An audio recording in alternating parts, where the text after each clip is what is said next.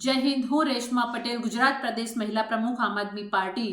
હર્ષ સાથે, લાગણી સાથે ગુજરાતની માતાઓ બહેનોને જણાવવા માંગુ છું કે અરવિંદ કેજરીવાલજીની સરકારે દિલ્હીમાં બહેનોને હજાર રૂપિયા આપવાનું, સન્માન રાશિ આપવાનું ચાલુ કરી દીધું છે। ત્યારે મારે એટલું જ કહેવાનું છે કે 30 વર્ષથી ભાજપની સરકાર આજ ગુજરાતમાં છે, છતાં પણ એ લોકો બહેનોને સન્માન રાશિ તો દૂર, સન્માન પણ નથી આપી શક્યા। મારે એટલું યાદ કરાવવું છે કે જ્યારે અરવિંદ કેજરીવાલજી ગુજરાતમાં કહી રહ્યા હતા કે અમે માતાઓ બહેનોને 1000 રૂપિયાની સન્માન રાશિ આપીશું, ત્યારે આ જ ભાજપના મળતિયાઓ એ લોકો આપણું અપમાન કરી રહ્યા હતા, રેવડી કરી અને બહેનોના સન્માન ઉપર તરાપ મારી રહ્યા હતા।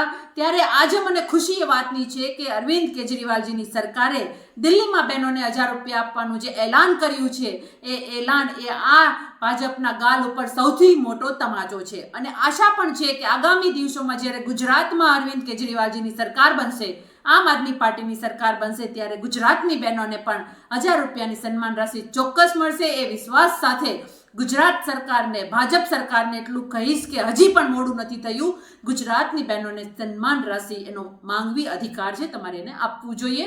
ધન્યવાદ। જય હિન્દ।